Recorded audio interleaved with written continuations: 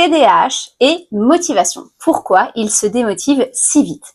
Bonjour, je suis Virginie Terrier, je suis diététicienne, nutritionniste et micronutritionniste et je suis aussi la maman d'un enfant qui a un trouble déficitaire de l'attention avec hyperactivité.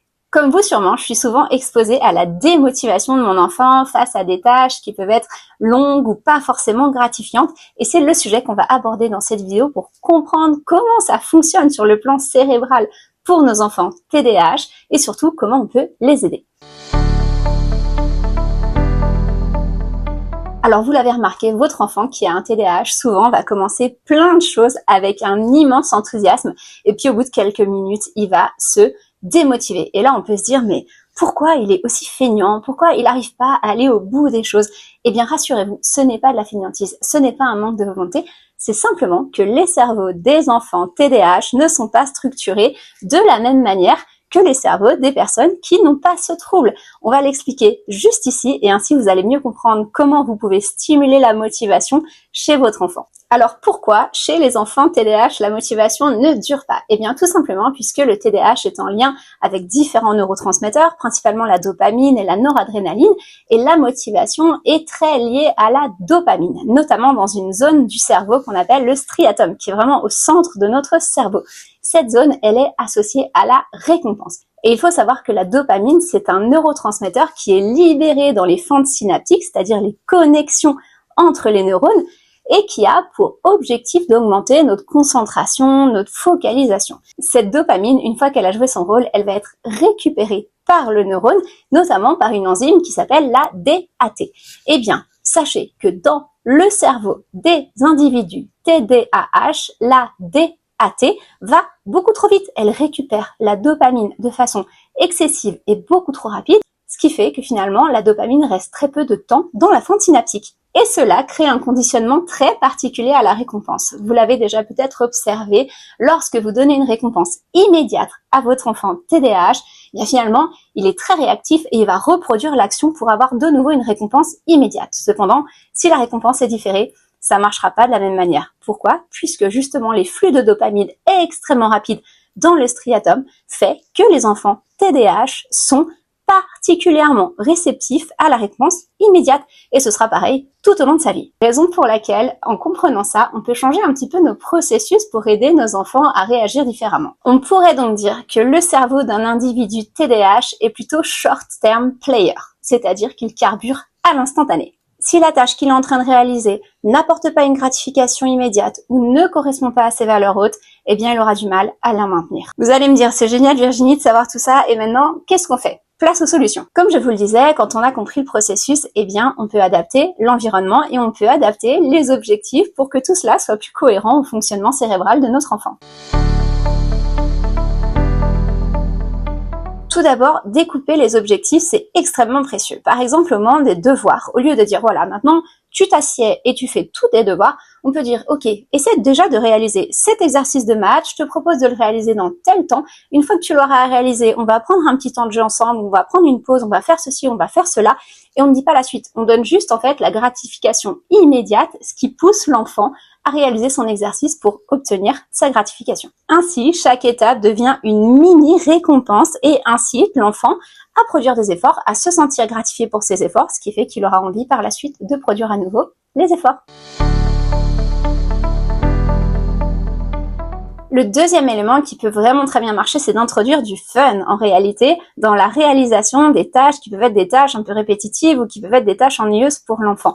Rappelons que l'enfant soit TDAH ou non, les enfants aiment jouer. Si vous commencez à introduire du challenge, du fun, eh bien évidemment, l'enfant va se prendre au jeu et va avoir envie de poursuivre. Il aura de plus cette sensation de gratification immédiate si vous mettez en place un challenge et qu'il le gagne quand il a réalisé sa tâche. Vous pouvez donc transformer des tâches en missions, par exemple des missions pour les petits héros. Vous pouvez mettre en place aussi des tâches chronométrées qu'il doit réaliser dans un certain temps. Et s'il réussit, il peut avoir une petite médaille, un petit jeton, une forme de gratification qui va se transformer plus tard. Par exemple, nous à la maison, avec mon fils, on a un système de points. J'ai acheté simplement des jetons, vous savez, les jetons qu'on peut avoir par exemple pour jouer à des jeux de société. Et ces jetons représentent un certain montant. À chaque fois qu'il va réaliser par exemple une tâche, eh bien je vais lui dire ok, mais c'est super, ben là en fait tu as gagné ce jeton et en cumulant les jetons, il pourra par la suite s'acheter par exemple un petit doudou.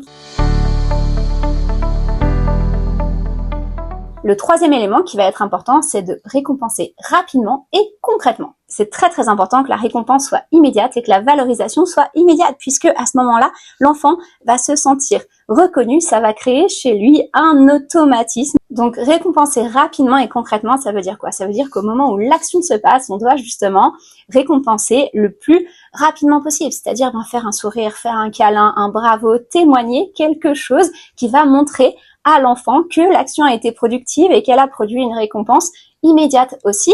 Pourquoi pas donner un petit objet, une petite attention, quelque chose qui crée une connexion et qui va vraiment créer de la valorisation à ce moment-là. Mais le plus rapide et le mieux, si vous donnez finalement une récompense ou une attention différée, eh bien ça n'aura absolument pas le même effet.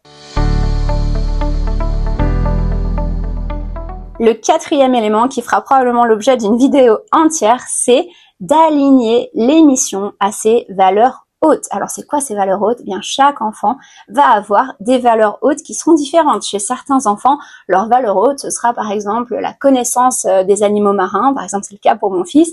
Pour d'autres enfants, ce sera, je sais pas, la connaissance des trains, la connaissance des avions. Pour d'autres, ce sera les jeux vidéo. Pour d'autres, ce sera la natation. En fait, comprenez ce qu'aime votre enfant. À partir du moment où vous arrivez à identifier les sujets qui passionnent votre enfant, vous tenez dans vos mains ces valeurs hautes. Et quand vous tenez dans vos mains ces valeurs hautes, ça veut dire que vous pouvez le motiver avec ces valeurs hautes. Et quand un exercice est difficile, eh bien vous pouvez le traduire et le transcrire dans ces valeurs hautes. Et au lieu de parler de 4 plus 6, eh bien vous allez parler de combien font, par exemple, si tu prends 4 baleines et puis que tu en ajoutes 6, du coup combien tu as de baleines? Et juste en transcrivant les exercices dans ces valeurs hautes, vous allez le mettre dans son univers passion et vous obtiendrez des résultats qui seront bien meilleurs.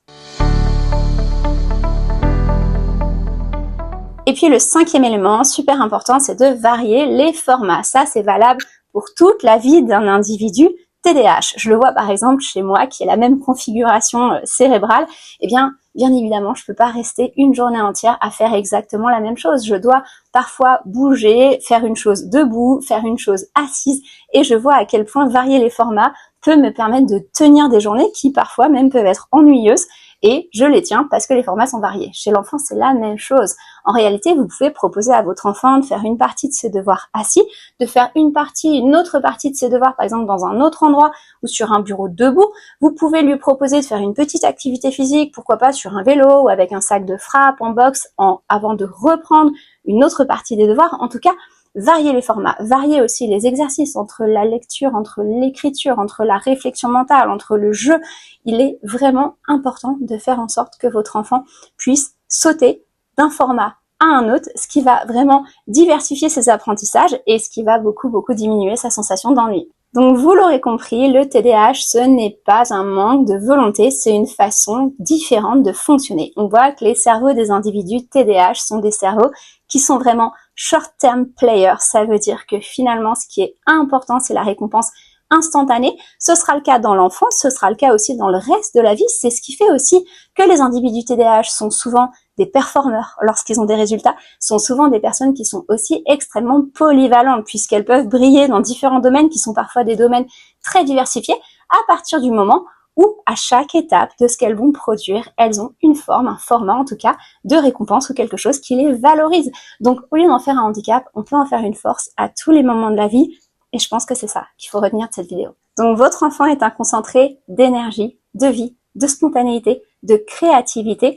Et en comprenant comment il fonctionne, vous ne verrez plus que ça briller. Si cette vidéo vous a plu, qu'elle vous a amené des éléments concrets, pensez à mettre un petit like, ça me permet de savoir quels sont les contenus que vous valorisez et du coup quels sont les contenus que je pourrais produire pour que vous puissiez avoir justement de nouveaux outils. Pensez également à partager aux autres parents que vous connaissez, c'est super précieux. Vous savez, quand on est parent d'un enfant TDAH, à quel point on a besoin d'aide, à quel point on a besoin de ressources, à quel point on a besoin de nouveautés et d'espoir aussi. Et puis j'adorerais que vous puissiez me dire en dessous dans cette vidéo, dans les commentaires, comment vous avez procédé, vous, pour améliorer la motivation de votre enfant. Et encore une fois, entre parents d'enfants TDAH, on se serre les coudes et du coup, je vous ai préparé une petite ressource que vous pouvez télécharger dans la description de cette vidéo.